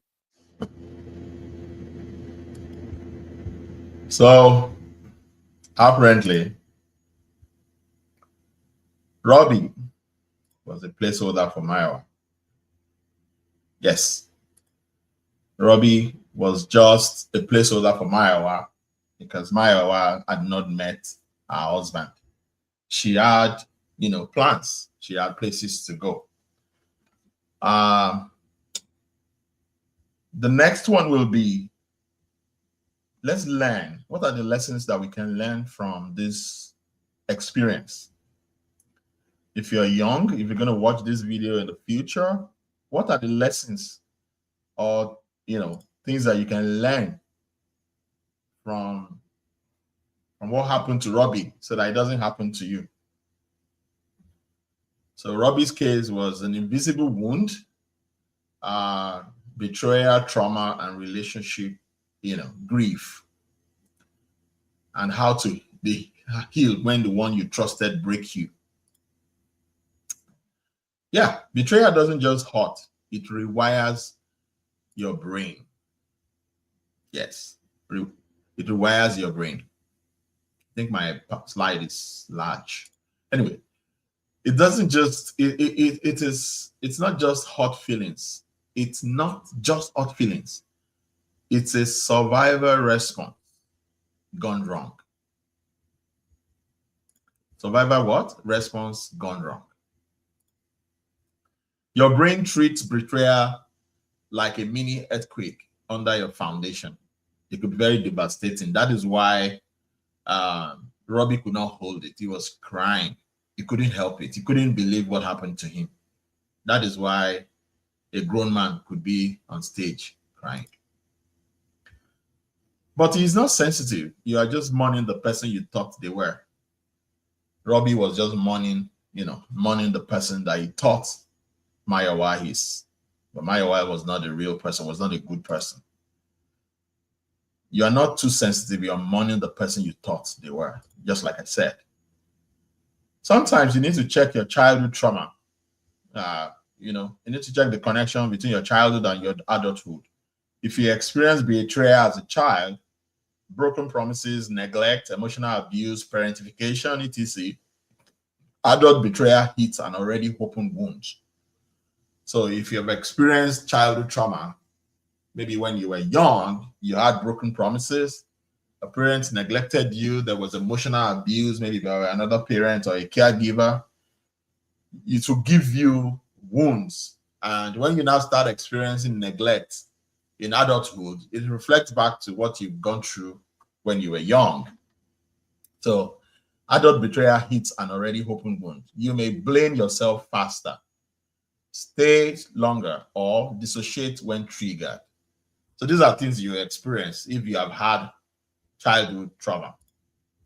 But looking at the palm or the fingers on the picture here, you see that healings is just isn't about what they did last month. It's about what that moment reminded you of from years ago when you were young, just like I said. It's never your fault. Betrayal trauma is not a reflection of your what, never, no. Common lies your brain tells you that if I had been better, your brain will be telling you that, oh, if you had been better, I should have known. No, it's not your fault. The fact is that trusting is healthy. To trust someone is very good. Breaking trust is a choice they made. So it is not our choice to, not to break the trust. That's our problem. You did your best, Robbie. If you're watching this video, you did your very best. It was just our fault, For me, if I would advise, just go and heal yourself. It is never your fault, like I said. How do you start healing? The first phase is safety. You need to stop seeking closure from the person who harmed you or hurt you. You need to stop seeking closure. The second phase is to create physical and emotional distance. You need to stop no contact, low contact if it's possible, and then name the grief. I am grieving safety, not just them. So what it means is you're not going to be saying, I'm grieving Mayowa, but now you're grieving safety. You're grieving the fact that you need to be safe. Do you understand? All you need to do again is to write down one boundary. You need to set boundaries because you didn't have boundary in that relationship. You need to set boundaries you've been afraid to set. Text a friend that you're setting the boundaries right now. So you're creating boundaries. Just like this lady is using those books to create boundaries. You need to start setting boundaries and then let people know that, oh, I've started taking steps to help myself. And then phase 2, you need to rebuild your reality. Betrayal fractures your sense of what is real, but you have to practice grounding. I am safe now. That event is over. You have to start doing that every day. And then you need to start journaling. Journal, what did I ignore? What did I ignore? What will I never ignore again? So if I were Robbie, if you're watching this, you just have to start journaling and say, hey, this was my experience in that marriage, or this was my experience when I met her. This is what I will never take again. Start journaling, start putting them into a file or a folder or a diary, so that when you're going to, like you promise yourself, you're going to be trying to love someone again, you don't want a repeat of what happened. You have to, if you want to rebuild, please comment rebuild if you are ready to stop gaslighting yourself about whatever happened to you in that relationship. Healing childhood wounds within adult betrayal. So you have to ask yourself, how old do I feel right now? It's usually often like 5 years old, 8 years old, or 12 years old. But you have to now reparent yourself. What should that child have heard? You deserve the loyalty. That means when you were a child, you were supposed to have been told, oh, you were loved. Maybe when you were a child, you were told you're not good enough. You're not a good enough child, or you can never amount to anything good. Now you have to rephrase it and say, hey, Robbie, I am better. I am a good guy. I will do better. I will excel. I will do this. I will do that. I will manifest. I will be great. I will get a better wife. I will get a good woman who loves me truly. I am worthy of love. You start saying things like that. And then you can help yourself. If you don't have money for therapy, you can use models, therapy models of EMDR, IFS, betrayal trauma informed therapy.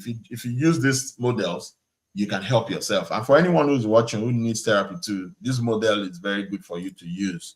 You know, you can't change your past, but you can stop letting a past betrayal be the lens of your today's love.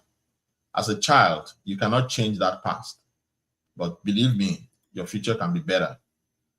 What not to do, which is a tough love slide, is replay the discovery scene for hours and try to win them back. Is what not you should not do. Replay the discovery scene for hours. No, don't try it. Trying to win them back to prove your worth. Never. Don't do it again, Robbie. Isolate completely. No, you need people around you. Try and be in the midst of people who love you, or community of people who've gone through exactly what you went through, and that will help you. Don't rush into a new relationship to feel desired. That will be a no. Obsessing over the why won't give you peace. Action will. Those actions that I said earlier on will give you the peace that you desire. And then the little things that you need to start doing that would actually help you. In the morning, you can say, today I am available for I am not available for self-blame. So I'm not going to be blaming myself ever again. In the evening, name one moment you felt okay. Then weekly, you can say betrayal trauma support group online. You can join them every week to help yourself. You know, they might be online. And then monthly, you write a letter you'll never send. So when you do this, practice, there are little rituals, there are small rituals that will help you heal faster. You can also, put this in your calendar to celebrate yourself. Small anniversaries on your calendar to love yourself. That's why they have the picture of love in that calendar. And then signs that you need to get professional help. If you can't eat, sleep after 3 months of doing this, you need to get professional help. If you are using substances to numb, you need professional help. If you are having intrusive images of revenge or self-harm, please go for professional help. You don't need all that. These are signs that you need professional help. Therapy isn't for broken people. It is for smart people who want their life back. Some people say therapy is not good, they can't go for therapy and all that. I say no. Therapy is very good. It will help you to get your life back. You are very recoverable. Betrayal trauma changes you, and that is very sure. That is real. But it does not have to define you. Healing isn't forgetting. It's remembering without the shaking. So you can heal, but you can never forget. That's what that slide is saying. And if you truly, follow through, I'm sure you will help yourself. If you need the slide, just comment below and I'll drop the slide for you, because that's a slide from my own therapy section.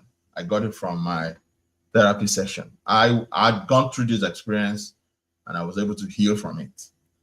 So let's see how you can choose the right partner. Choosing the right partner. Partners by how they make you feel, by the electricity. By the way, your chest does something specific when they walk into a room, by some combination of attraction, familiarity, and the quiet desperation of not wanting to be alone. And then you wonder why you keep ending up in dynamics that damage you. Here is the brutal truth. Your heart is not a reliable partner selection tool. It is a dopamine delivery system shaped by your earliest experiences of love, including the painful ones. It is drawn to what is familiar, what feels like home. And for a significant number of people, what feels like home is not safe. This video is about the actual framework for choosing a partner. Not a romantic one, a practical one, built on research, not on movies. And by the end of it, you're going to have a completely different set of questions to ask about the person you are considering, or the person you are already with. Before the framework, let us name the thing most people are actually using to evaluate a partner. Because it is almost never what they say it is. Most people say they want kindness, intelligence, shared values, ambition, and they mean all of that sincerely. The problem is that in practice, At the level of actual decision making, in the moments that matter, what most people are responding to is not those qualities. It is felt sense, the I just know feeling that this person is right. And the felt sense is real. It is just not reliable. Neurologically, early romantic attraction activates the brain's reward circuitry in a way that specifically suppresses the activity of the prefrontal cortex, the part of your brain responsible for rational judgment, risk assessment, and accurate evaluation of other people, the part that would catch red flags, the part that would notice patterns, the part that would ask the hard questions. Your heart does not choose partners, your dopamine system does. And your dopamine system was calibrated in childhood by whatever combination of warmth, inconsistency, safety, and threat was present in your earliest attachment relationships. Which means if you grew up with unpredictable love, love that had to be earned, love that came with anxiety attached, your nervous system learned to associate that specific emotional texture with intimacy. And now, as an adult, what feels like deep connection and irresistible chemistry is often just the echo of a familiar nervous system state. The excitement that feels like love, the anxiety that feels like passion. You are not choosing the person, you are choosing the feeling, and the feeling is from another time. So what do you actually look for? The first quality is emotional regulation, not absence of emotion, the ability to manage difficult emotions without making them everyone else's problem. This is the single most important predictor of how someone will treat you during conflict. And conflict is not a failure mode of relationships. It is a regular feature of them. Every long-term relationship will involve difficulty, disappointment, disagreement. The question is what this person does with the difficult feeling that arises in those moments. A person with poor emotional regulation, someone who escalates, withdraws in punishment, uses silence as a weapon, or transforms their discomfort into attacks on your character, will damage your mental health regardless of how much they love you. Not because they are malicious, because they have not developed the capacity to sit with a hard feeling without externalizing it. Research is clear on this. Studies on couples consistently show that a partner's emotional regulation difficulties are directly associated with the other partner's psychological well-being, relationship satisfaction, and long-term mental health outcomes. You absorb the regulation failures of the person you live alongside. Their inability to manage their own nervous system becomes a chronic stressor in yours. Watch how they behave when they are frustrated, when things do not go their way, when they are tired, hungry, disappointed, or wrong. Not in the crisis moments, in the ordinary ones. That is the data. The second quality is accountability without collapse. The ability to say, I did something wrong, I understand the specific harm it caused, and I am going to change the behavior, without it requiring an hour of managing their emotional response to being told they caused harm. This matters more than it sounds, because what most people encounter instead is defensive accountability, the apology that is actually an argument, the acknowledgement that becomes a negotiation, the admission that is immediately followed by all the reasons the admission should not count. Research on emotional intelligence shows that people who genuinely take responsibility without collapsing into shame or pivoting to defensiveness have significantly better relationship outcomes. Not just because they cause less harm, but because the people they love feel safe telling them. And the ability to be honest with your partner about what you need and what is not working is the foundation of everything else. If telling your partner something is difficult made you feel like you did something wrong, that is information. A partner who cannot receive honesty without making honesty costly is a partner who has made it impossible for you to have a real relationship with them. The third quality is curiosity about you. Genuine, sustained, reciprocal curiosity. Not the early infatuation version where someone is fascinated by everything about you because everything about you is new. The later version, the version that persists after the novelty has worn off. The version where 6 months in, a year in, 3 years in, this person is still genuinely interested in how you think, what you are feeling, what you are working through. Research on what Gottman called bids for connection, the small attempts to engage another person that build or erode intimacy over time, shows that partners who consistently respond to each other's bids with curiosity and engagement produce relationships that remain close over time. The ones who turn away do not.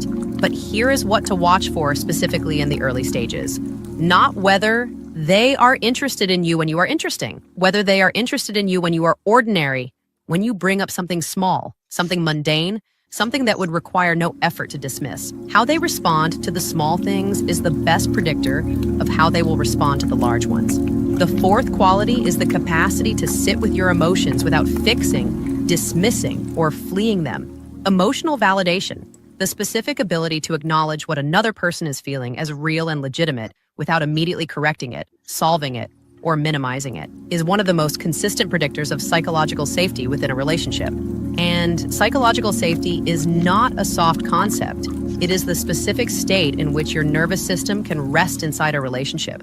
The state in which you do not have to monitor how you express yourself. Do not have to calibrate what you say based on what reaction it will produce. Do not have to manage someone else's emotional response to your emotions. A 2025 study on psychological safety and relationship satisfaction found it to be among the strongest predictors of both relationship and sexual satisfaction, outperforming many of the qualities most people name when asked what they want in a partner. When you tell this person something that is sad or scary or shameful, and they lean in rather than away, that is data. When you express a need and they receive it rather than defend against it, that is data. When you are struggling and they sit beside the struggle rather than trying to end it quickly so they can be comfortable again, that is data. Here is the framework in practice. Not a checklist to run through on a first date, an orientation to take into every interaction over time. Watch how they speak about their exes, not whether they have grievances, but whether they have any capacity for their own role in what went wrong. How they handle being told no. How they behave when they are the most stressed version of themselves. And watch how you feel consistently, not in the high moments, not in the early chemistry, but in the ordinary Tuesday evenings when nothing is happening and you are just two people in a room together. Do you feel calm? Do you feel free to be exactly who you are? Do you feel seen without performing? The right relationship does not feel like a constant audition. It does not feel like a problem you're always trying to solve. It does not feel like love that must be earned and then earned again. It feels like breathing, and you will know the difference now that you are looking for the right things. And tell me in the comments, what is one quality you now realize you never assessed in a past partner that would have changed everything? That is choosing the right partner. That is choosing the right partner. If you choose the wrong partner, I'm sorry for your life. Very sorry for your life. Before we round up, let's listen to some very great advice that I started the program with. And I want to end the program with these advices. Please listen carefully. One of the greatest gifts a man can ever get is a woman whose heart is with you. One of the greatest, it is one of the greatest gifts that will attract prosperity.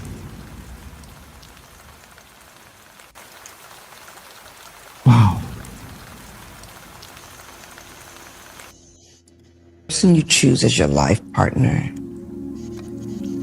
will affect your faith, will affect your family, will affect your finances, will affect your fitness, will affect your joy, will affect your outlook, will affect your spirituality, will affect your path.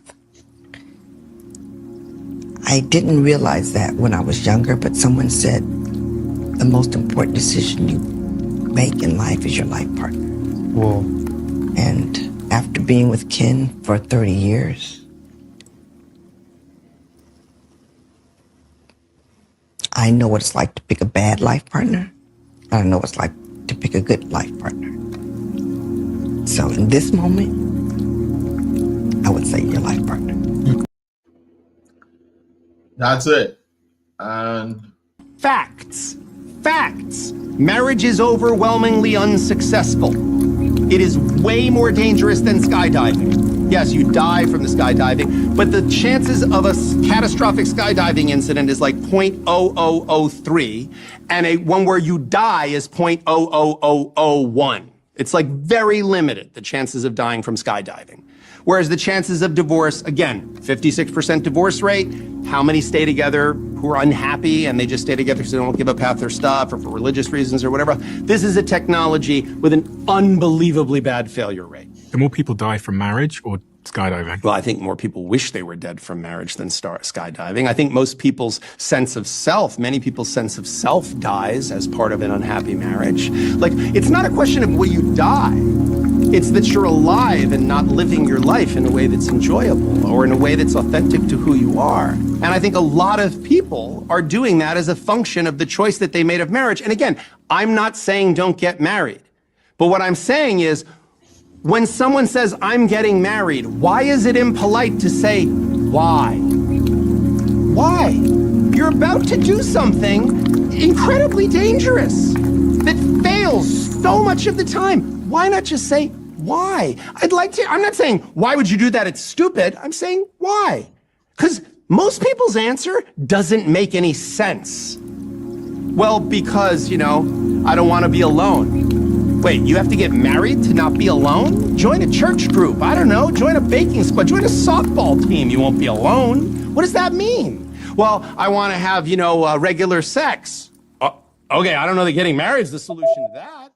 Like, it's not a guarantee of regular sex. Like, that's not, so if the question, first of all, you're not even allowed to ask the question. Well, if anything, if you don't say, oh my God, that's so great, you have intimacy issues.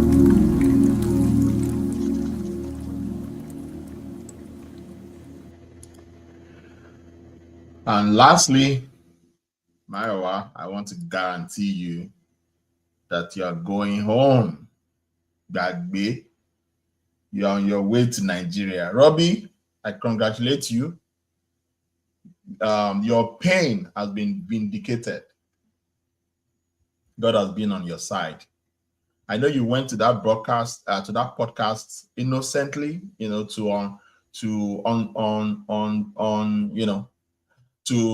pour out your pain, and you did well.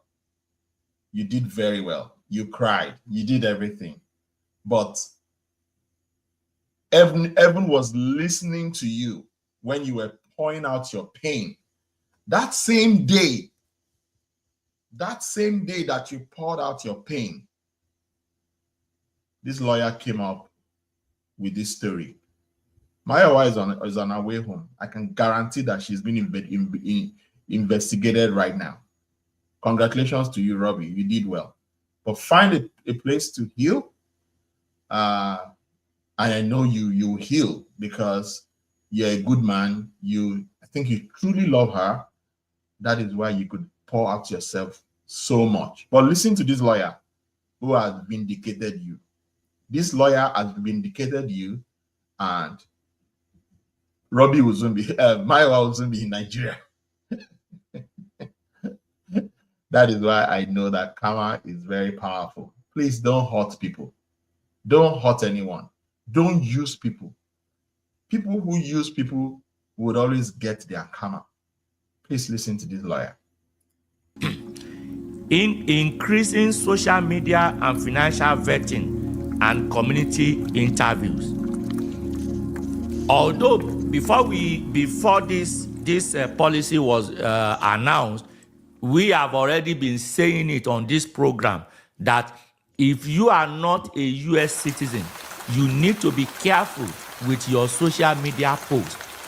You need to be careful with what you post online, electronically, either on Facebook, on WhatsApp, on Instagram, TikTok, and you see, I read something last week. I can't remember precisely where I read it, but I read something last week where the DHS admitted that they were actually using, what do they call this thing? Malware, some kind of malware to actually, because a lot of people believe that conversation on WhatsApp is secure. It's encrypted. DHS admitted, I read it somewhere, I will try to find out where I did. They admitted that they were using some kind of technology to actually read messages on WhatsApp. So for those of you who believe that their communication is secure on WhatsApp, you may want to have a rethink. It may be secure to people like you and me, but as far as American government is concerned, they have access to all this information. I've always told my client that, look, these people have access to this technology. They are the ones that created all this technology. So the EU who invented a pencil also invented the eraser. So if you write something with a pencil, they can also clean it up with an eraser. So they own all these technologies. I will try to find out where I read that. I read it last week that they admitted, maybe it is one of the congressional inquiries. DHS admitted that they have this malware that they use to intercept and read encrypted messages on WhatsApp. So if you are like me before now, who used to believe that our communications on WhatsApp are secure, yes, it may be secure as between two people. It may be secured as between you and your friends. It may be secured as between you and other people. But as far as the US government is concerned, it is not secured. They admitted, the Department of Homeland Security admitted. Oh, did you see it there? Yeah, spyware. Yeah. So they admitted. In fact, somebody just told me here now that they did you just Google it? Yeah, it's on NPR. So what did you Google? So I Googled place where DHS admitted to using malware. Okay. If you want to verify it, just go on Google, type place where DHS admitted using malware to track WhatsApp messages. So they have this technology. So if you are like me, who used to believe that whatever we say or whatever we do on WhatsApp is secure, now you know. Be careful what you say online. Be careful what you write online. Be careful what you post online. It is very clear that all this security thing does not affect the US government. They have access to it, whether it is secure or not. So, Maiwa, I understand that you have started deleting all of your what do you call it? Your marriage pictures and all that. I think you're wasting your time. They've already seen it. The US government have already downloaded it. I was just seeing somebody's channel now. I was like, what the hell is this one talking about? Let me show you. What's going on here? You have started deleting. You're wasting your time because it's a lie. It's not going to happen. The US government will get you. Look at Mayowa Lambert deletes all new wedding photos as deportation fear looms. Let's listen to it. Hold on. Before you pay for yet another app to manage your team, let me introduce you to Connect Team, the one platform. Understand the gravity of that letter, that letter implicated her. It was when people now pointed it to her that, 2025, you claim the marriage ended in 2025 and you had done arranging marriage before. Do you know what Mayowa is now trying to do? Mayowa is trying to scrub the internet of that letter. Now lie. So I was on my own when I received this email. I said, which one be this one again? They say privacy concern, that me I revealed people's private information. I said, what is this? Then I went online, I saw that Mayowa had deleted it on her page and deactivated her page. Before she deactivated her page, she had also deleted all the wedding photos to this her new husband, Daniel Abraham. She don't delete, even the guy too had deleted everything. Struggles, too many troubles. I tried to make a change, but things remain the same. You see it? So apparently, the ex-wife of this man came out to say that he abandoned her in Nigeria with 2 children. So more exes are coming out to talk. So that is why they are now hiding. They are scrubbing. She's trying to scrub the internet. Him is scrubbing the internet because ICE is watching. The fear of ICE is the beginning of wisdom. But there's no need to run my way. They have already seen it. Go and sleep. They have already seen it. The problem with people is you always try to jump. There are some things that you can carry phone and call and settle without the whole brouhaha. When you go and meet a lawyer, instead of those charge and bail, charge and bail to advise you. Say, this road you dey pass, no road here. There is no road here. Charge and bail, because charge and bail want to chop money. Charge and bail will say, bring, we will write them letter. We will write them letter. Now charge and bail don't write letter. Letter don't do what? It don't backfire. Now you are trying to scrub the internet of the letter. You have deactivated your page. You are now involving me. Avoid me. I don't know there when una two they do na this thing. Or when your waist know this, they know they satisfy your waist.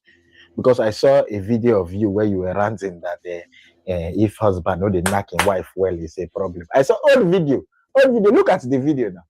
See, for woman, when a husband has good sex with the wife, when you have constant sex with your wife, when you then knock your wife steady, he dey relieve frustration. Even if you don't get money, even if things never arrange the way it's supposed to arrange, there's a certain happiness that comes with it. Happiness. I don't know what they do this men. My wife, she too they nag, she too they complain, she too they this. Sometimes when we women are sex we they accumulate and we they turn like nagging. We go they accumulate them. Nothing where you go do we go good for our eye. But woman where then they knock them well. Imagine. My brother, they release frustration. They release frustration. So husbands, please, in the name of Jehovah Nisi Heshadai, any God that you serve, knock your wife.